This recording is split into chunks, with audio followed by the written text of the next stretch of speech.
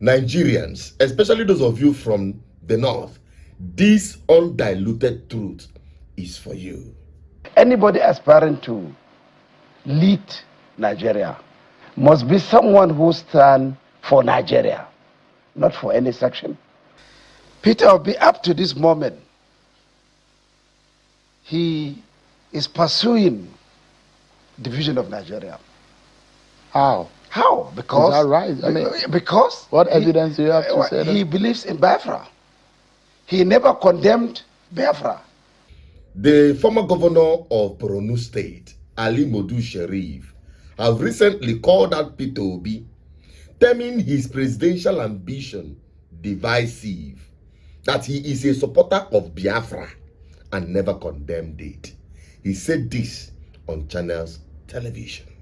You heard what Mr. Peter Obi said. He's asking President Tinubu to resign or step aside. Do you think that's just reasonable to do, considering that President Tinubu at the time was also asking Goodluck Jonathan to step aside? You know, Sean, Peter Obi is the most unqualified person to make such a statement. Really? Yes. As an opposition figure? Not only that, I want to take you back. This country, Nigeria, today fought a civil war. Our leaders in this country sacrificed their life to fight a civil war to keep the country one. Both leaders from the north and the south.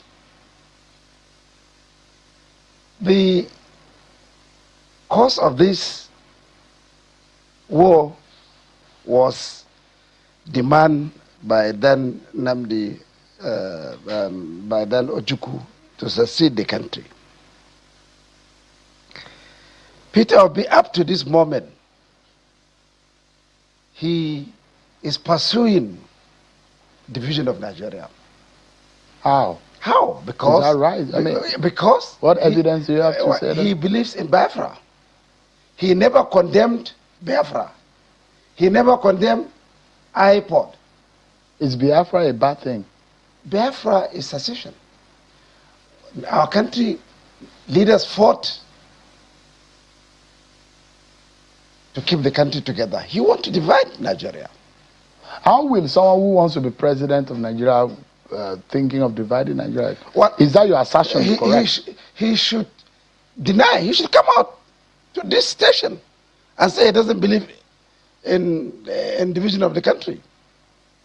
He should deny. I am confronting him, telling him this is what he stood for.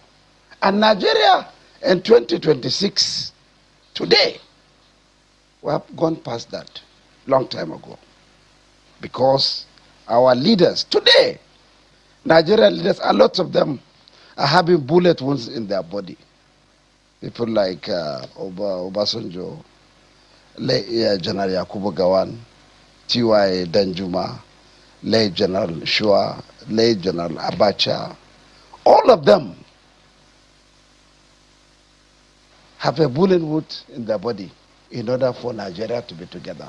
Anybody aspiring to lead Nigeria must be someone who stands for Nigeria, not for any section. So because Peter Obi is an opposition to Bola Tinubu, not about, you don't think that... No. There are a lot of people that are in opposition to Bola Tinubu. A lot of people wanted to be president. I never accused them of such. But he never condemned. Up to today, in eastern Nigeria, those that wanted to divide the country are calling for sit-up.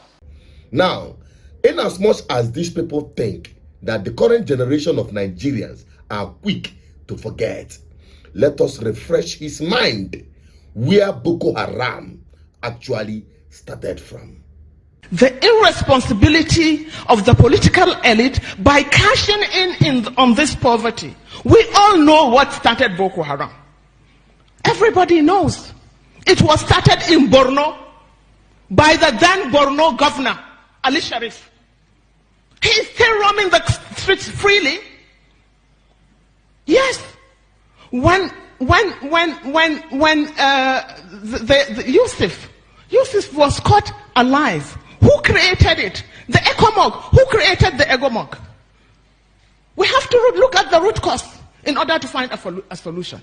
The root cause of that problem, as we know it today, is Ali Sharif. He used them for his own political machinery. He armed them as his political thugs. He even made one of them a commissioner. But they became too powerful.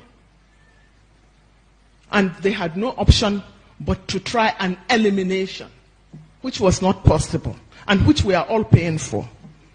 The military came in, and they cashed in. And they have turned the Northeast into a cash cow. Military jumbo budgets, unaccounted for. I remember Jonathan was spending 2 billion naira every day on security. But there was no security. Hundreds and thousands of our people were slaughtered. And we also know that the army, more than anything else in Borno and Yobe, have contributed and enforced this so-called terrorism. Terrorism has become a multi-billion-dollar industry. It is a multi-billion-dollar industry. You know why I am bringing this video to Nigerians, especially those of you from the north? These guys, these never-do-wells, this oppressive political class that have made your life miserable, have used the machinery of ethnic sentiment, tribal bigotry, and religious, division to scam you and put you in the situation where you are today. If your situation is fine and good, then go on and support whatever this government throws at you in the name of APC. But they will always draw in, calling out Biafra. Whenever an Igbo man has the collective interest of Nigerians, they will try to drag him with Biafra, as though Biafra is an anathema to progress, which is a fallacy.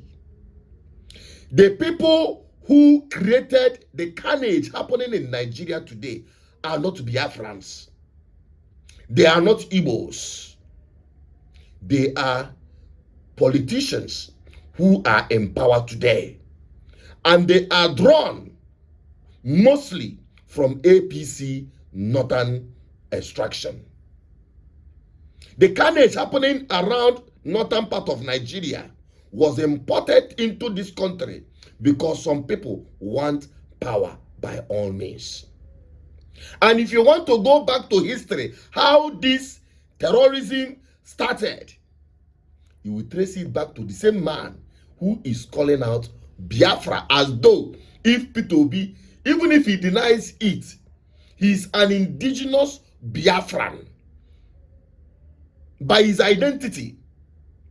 Likewise myself, and there is no apology to that.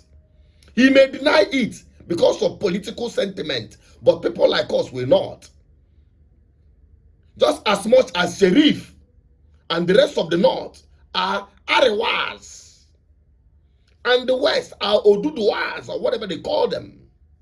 We must understand our differences, because we are a victim or a product of British colonial contraption.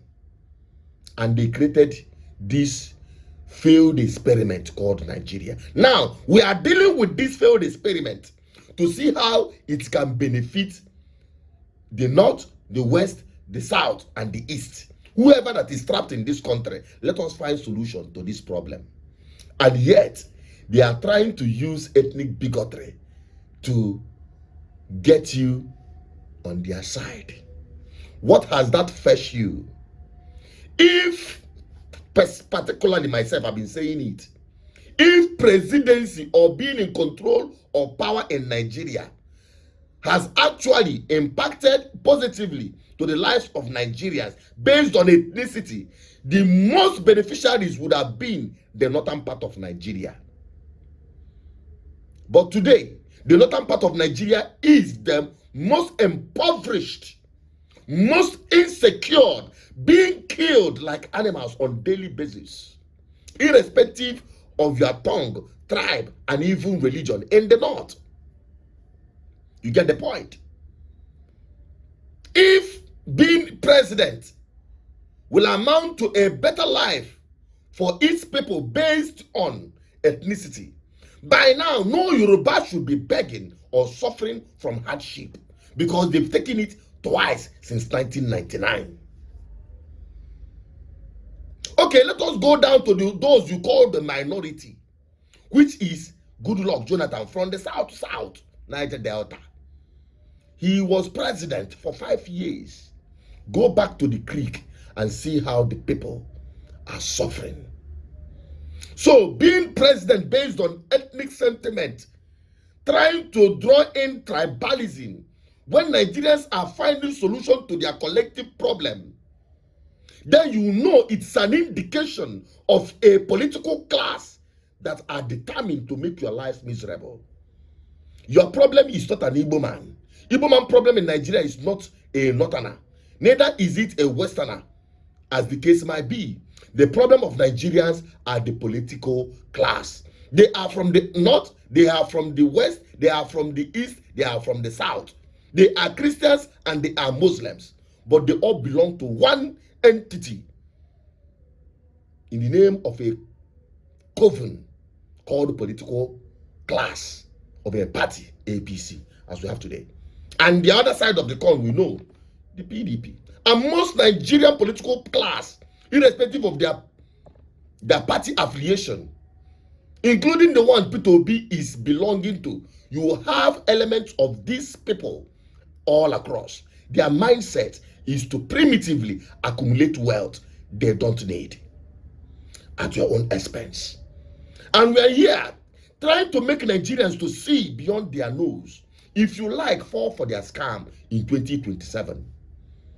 I can assure you, hate Igbos or like them, no matter how bad this country is, they will continue flourishing. Go and write it down.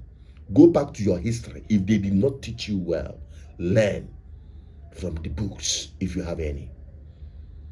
The Igbos will not be the worst to be hit by any bad governance in Nigeria.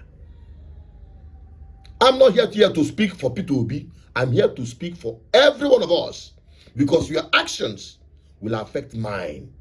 My actions will affect your life as much. And that is why we all must join hands together and take a decision come 2027. And the worst part of the people who are even working against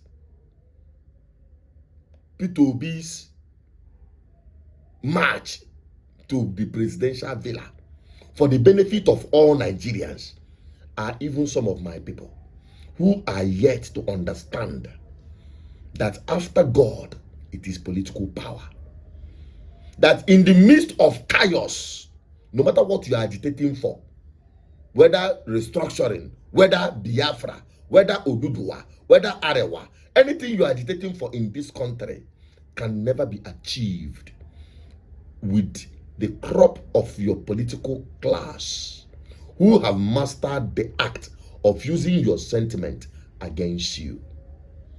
Be wise. I am a full-blooded Biafran and I get sense.